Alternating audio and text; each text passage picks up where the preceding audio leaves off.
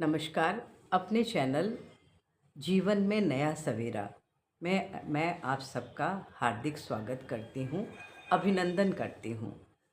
जैसा कि मैंने चैनल में शुरू में ही बताया था, इसमें मैं आप लोगों को कुछ रिलीजियस और कुछ मोटिवेशनल चीज़ें बताया करूँगी। तो चलिए एक कहानी लेके आप सबके सामने हाजिर हुई हूँ। कहानी कुछ इस तरह से है कि एक गरीब ब्राह्मण था। उसकी बेटी दिन पर दिन बड़ी होती जा रही थी। उसको अपने बेटी के विवाह की बड़ी चिंता थी। उसने सोचा कि मैं किस तरह से पैसे इकट्ठे करूं कि अपनी बेटी का ब्याह कर पाऊं।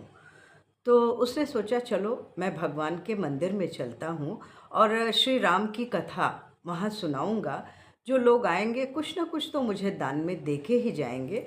फिर मेरे पास इतने पैसे इकट्ठे हो जाएंगे कि मैं आराम से अपनी बेटी का ब्याह कर लूँगा। ये सोच के अगले दिन से वो गरीब ब्राह्मण जाके मंदिर में बैठने लगा और राम कथा सुनाता।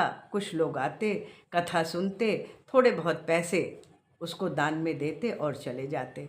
ऐसे 3-4 दिन बीत गया। उसने देखा कि ये तो कोई पूरे दिन बैठने के बाद कभी 4 रुपये आ रहा है, तो कभी 6 रुपये आ रहा है, तो कभी 10 रुपये आ रहा है।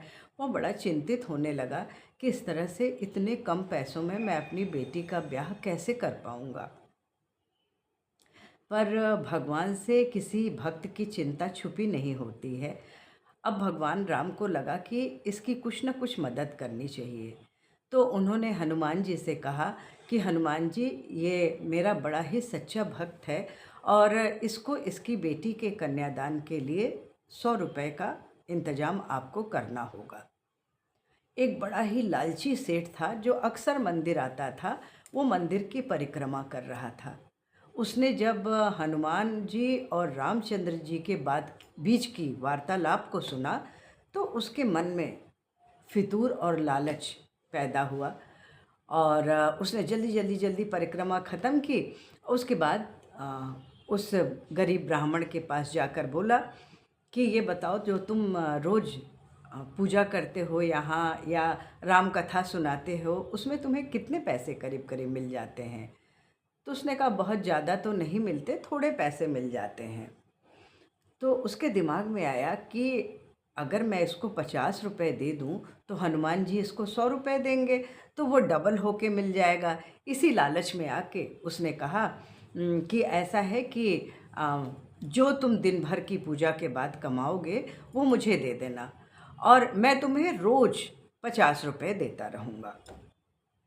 इस तरह से करके 3 दिन 4 दिन बीत गए। उसने देखा तो हनुमान जी ने उसको पैसे ही नहीं दिए। वो मुश्किल से 5 रुपये 7 रुपये 10 रुपये उनको देता और बनिया को 50 रुपये देना पड़ता। वो बनिया था महाकंजूस। तो उसको लगा कि अरे ये तो बड़ा गड़बड़ हो रहा है मेरे साथ। तो उसने जाके हनुमान जी की मूर्ति पे एक मुक्का कस के मारा। उसने कहा हमारे साथ ही प्रभु तुम छल कर रहे हो। और उस दिन हाँ, रामचंद्र जी ने आपको कहा था ना कि आपको रोज़ उस बनिए को 100 रुपये देना है जिससे वो अपनी बेटी का कन्यादान कर सके, और आज तक आपने उसको वो पैसे नहीं दिए। ये कहते ही उसका हाथ हनुमान जी के पैर से चिपक गया। अब वो बड़ा घबराया, बड़ी कोशिश की उसने कि हनुमान जी के पैर से अपना हाथ हटा सकूं, अपना हाथ छुड़ा सकूं।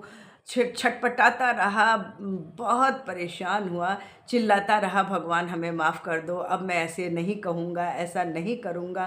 पर हनुमान जी की पकड़ से छूटना आसान थोड़ी होता है।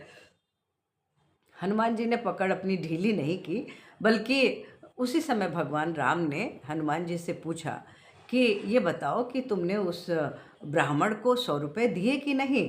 तो हनुमान जी ने कहा कि 50 रुपये तो दे दिए हैं प्रभु, लेकिन इसको मैंने पकड़ रखा है ना, अभी 50 रुपये और दे दूंगा तो उसके 100 रुपये पूरे हो जाएंगे। अब ब्राह्मण ने सोचा कि अरे सॉरी, उस व्यापारी ने सोचा कि तो पूरे शहर में मेरा ढिढोरा पिट जाएगा कि इस व्यापारी ने जो है इस तरह से किया और इसके साथ हनुमान जी ने ऐसा किया। तो बड़ा शर्मिंदा हुआ और उसने हनुमान जी से हाथ जोड़ के कहा प्रभु मेरा हाथ छोड़ दीजिए, आप जैसा कहेंगे मैं वैसा करने को तैयार हूँ। तो भगवान ने उसका हाथ छोड़ दिया और उसने तुरंत जाके उस ब्राह्मण को 100 रुपये दे दिए।